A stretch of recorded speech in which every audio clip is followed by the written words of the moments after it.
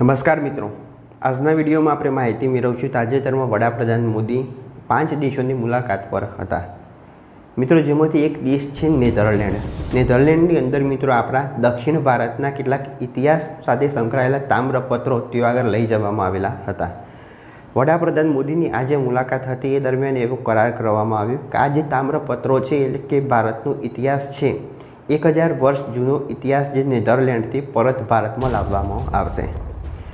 સતત 12 વર્ષની પરિશ્રમ પછી આ જે તામ્રપત્રો છે એ ભારત લાવવામાં આવશે। તો ભારત માટે આ ખૂબ જ એક ગૌરવની વાત છે।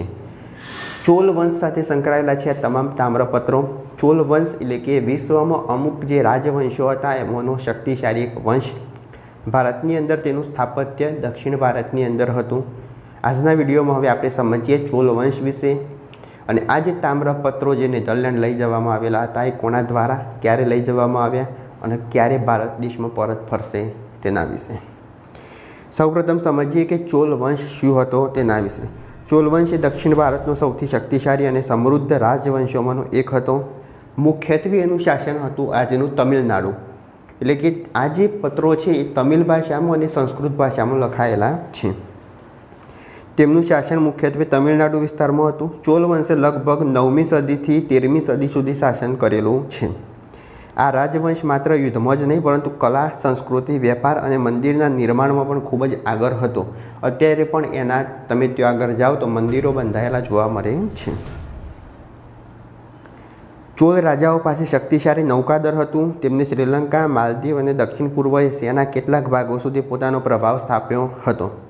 રાજા રાજ ચોલ અને રાજેન્દ્ર ચોલ જેવા રાજાઓ આજે પણ ઇતિહાસમાં ખૂબ જ પ્રસિદ્ધ થયેલા છે। રાજા રાજ ચોલે તંજાવુરમાં ભવ્ય બૃહદેશ્વર મંદિર બનાવડાવ્યું હતું જે આજે યુનેસ્કો વર્લ્ડ હેરિટેજ સાઇટ તરીકે ઓળખાય છે। ચોલ વંશનું શાસન હતું મિત્રો એ દરમિયાન ભારતની અંદર ખેતી પણ એટલી જ વિકસી હતી, સાથે ઉદ્યોગોનો પણ વિકાસ થયેલો હતો। વાત કરીશું આજે તામ્રપત્રો। તામ્ર એટલે તાંબુ, તાંબાની પ્લેટ ઉપર જે લખવામાં આવેલું હોય તે, એટલે કે ચોલ વંશનો ઇતિહાસ। મિત્રો, પહેલાં ઇતિહાસ છે એ કાગળ પેન ન હતા, એટલે કે આ રીતના તાંબાનું કોઈ પત્ર હોય તો એના પર લખવામાં આવતું હતું અથવા વૃક્ષની કોઈ છાલ હોય તો એના પર લખવામાં આવતું હતું। હવે આજે ઇતિહાસ સાથે સંકળાયેલા જે આ પ્લેટો છે 12-13 જેવી મોટી પ્લેટો છે, 3 નાની પ્લેટો છે, એ દરેક અત્યારે નેધરલેન્ડમાં લઈ જવામાં આવેલી હતી। પ્રાચીન સમયે રાજાઓ પોતાના મહત્વપૂર્ણ આદેશો, દાનપત્રો, રાજકીય માહિતી તાંબાની પ્લેટો ઉપર લખાવતા હતા અને તામ્રપત્ર અથવા કોપર પ્લેટ કહેવામાં આવતી હતી। હવે આની અંદર જે ભાષાનો ઉપયોગ કરવામાં આવેલો છે સંસ્કૃત, તમિલ અને અન્ય પ્રાચીન ભાષાઓમાં લખેલું છે। હવે કઈ કઈ માહિતી લખવામાં આવેલી છે તો એ સમયે રાજાઓ જો કોઈને જમીન દાનમાં આપતા હોય, બીજા રાજાઓને કંઈ આપેલું હોય, મંદિર સાથે કરેલી સહાય હોય, કર વ્યવસ્થા હોય, રાજકીય કોઈ જાહેરાતો હોય, ગામો અને કૃષિ સંબંધિત માહિતી હોય તો વગેરે એમાં લખવામાં આવેલું હતું। આજના સમયમાં જેમ સરકાર દસ્તાવેજો સાચવે એમ પ્રાચીન સમયમાં તામ્રપત્રોને સાચવવામાં આવતા હતા। હવે આ જે તામ્રપત્રો છે નેધરલેન્ડ કેવી રીતના પહોંચ્યા એ ખૂબ મહત્ત્વનો પોઈન્ટ છે, તો હવે એના વિશે આપણે સમજીએ। આપણે જાણીએ છીએ મિત્રો કે અંગ્રેજોએ ભારત પર ઘણા વર્ષો સુધી રાજ કર્યું, લગભગ 200 વર્ષ સુધી રાજ કર્યું। એમના પછી ડચ પ્રજા પણ આવેલી હતી, પોર્ટુગીઝો આવેલા હતા એમના પહેલાં, તો અલગ અલગ પ્રજાઓ ભારતની અંદર આવી અને ભારતમાં એમને રાજ કરેલું હતું। સૌથી મહત્ત્વનો પ્રશ્ન એ છે કે ભારત પર બ્રિટિશ શાસન અને યુરોપિયન વેપારના સમયમાં ઐતિહાસિક વસ્તુઓ છે એ વિદેશ લઈ જવામાં આવી। જ્યારે અંગ્રેજો ભારત દેશ છોડીને ગયા તો કંઈક ના કંઈક પોતાની સાથે લઈ ગયેલા હતા। જે રીતના ભારત સોને કી ચીડિયા કહેવાતી હતી, પણ સાલા આ લોકો ભારત આવ્યા પછી બધું જ ભારતનું લૂંટી અને એમના દેશમાં એટલે કે યુરોપમાં લઈ ગયેલા છે। તે સમયમાં કેટલાક યુરોપિયન વેપારીઓ અને સંગ્રહકર્તાઓ ભારતમાંથી મૂર્તિઓ, શિલ્પીઓ, હસ્તલેખિત પાંદડાઓ, તામ્રપત્રો વગેરે પોતાના દેશમાં લઈ ગયા। વસ્તુઓ ગેરકાયદેસર રીતે પણ બહાર લઈ જવાઈ હતી। ચોલ વંશના તામ્રપત્રો પણ વર્ષો પહેલાં નેધરલેન્ડ પહોંચી ગયા હતા, પછી તે વિદેશી સંગ્રહમાં અથવા મ્યુઝિયમમાં સાચવી રાખવામાં આવેલા હતા। ભારત સરકાર દ્વારા છેલ્લા 12 થી 14 વર્ષથી પ્રયત્ન કરવામાં આવેલા છે આ જે ભારતનો ઇતિહાસ છે એ પરત ભારતમાં લાવવામાં આવે।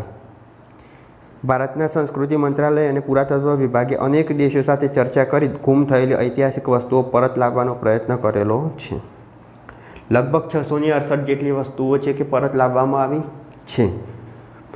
હવે ભારત માટે આ કેમ મહત્ત્વપૂર્ણ છે એના વિશે માહિતી મેળવીએ તો રાજાઓ દ્વારા આપણા દેશનો ઇતિહાસ એમાં લખવામાં આવેલો છે. તે એ જે પ્લેટો હોય ભારતની અંદર લાવવામાં આવશે ને પછી એના ઉપર અભ્યાસ કરવામાં આવશે કે એની અંદર શું લખેલું છે એની તપાસ કરવામાં આવશે. આર્કિયોલોજી સર્વે ઓફ ઇન્ડિયા દ્વારા એનું જે લખાણ છે એ ઉકેલવામાં આવશે. શું કહેવા માગે છે એ ઉકેલી એના પર સંશોધન કરવામાં આવશે. આથી ઇતિહાસકારોને નવી માહિતી મળશે. વિદ્યાર્થીઓ અને સંશોધકો માટે પણ આ ખૂબ જ ઉપયોગી થશે. અને આ એક જ દેશ નથી, અલગ અલગ ઘણા દેશો છે. અમેરિકા હોય, બ્રિટન હોય, ઓસ્ટ્રેલિયા હોય, આવા બધા દેશોમાં ભારતમાંથી પોતાનો ઇતિહાસ લઈ જવામાં આવેલો છે. હવે આગળ શું થશે તો આ જે તામ્રપત્રો હોય ભારતની અંદર લાવવામાં આવશે અને એના પર રિસર્ચ કરી અને માહિતી પ્રાપ્ત કરવામાં આવશે. આ બધું જ કરશે એ ભારતનું પુરાતત્વ વિભાગ એટલે કે ASI archaeology survey of India દ્વારા કરવામાં આવશે. વિદ્વાનો અને સંશોધકો આ તામ્રપત્રોનો અભ્યાસ કરશે. શક્ય હોય તો તેમાં એવી માહિતી મળી આવે જે અત્યાર સુધી ઇતિહાસમાં જાણીતી ન થઈ હોય એવી પણ કોઈક માહિતી મળી આવે. કારણ કે ભારત દેશ એ ઐતિહાસિક એ સાંસ્કૃતિક પ્રધાન દેશ છે. તો મિત્રો, નેધરલેન્ડમાંથી ચોલ વંશના તામ્રપત્રોની વાપસી માટે એક સામાન્ય સમાચાર નથી. ભારતનો ઇતિહાસ સંસ્કૃતિ માટે આ ખૂબ જ એક ગૌરવની ક્ષણ ગણી શકાય. તમારા માટે અત્યારે શું એવું કહેવું છે કે બીજા કયા દેશમાં ભારતના પુરાવાઓ, ભારતનો ઇતિહાસ આ રીતના સ્થાપિત થયેલો છે અને ત્યાંથી એ ભારતની અંદર લાવવો જરૂરી છે? આ જે તામ્રપત્રો છે 1000 વર્ષ જૂના છે. બીજા કયા દેશોમાંથી આપણો ઇતિહાસ અત્યારે છે અને પાછો લાવવો ખૂબ જરૂરી છે? તો સરકારે એના માટે પ્રયત્ન કરવા જોઈએ. જો તમે જાણતા હોય તો નીચે કોમેન્ટ કરી શકો છો. જો વિડીયો ગમ્યો હોય તો લાઈક કરો, શેર કરો, ચેનલ સબસ્ક્રાઈબ કરો. ત્યાં સુધી જય હિન્દ, જય ભારત.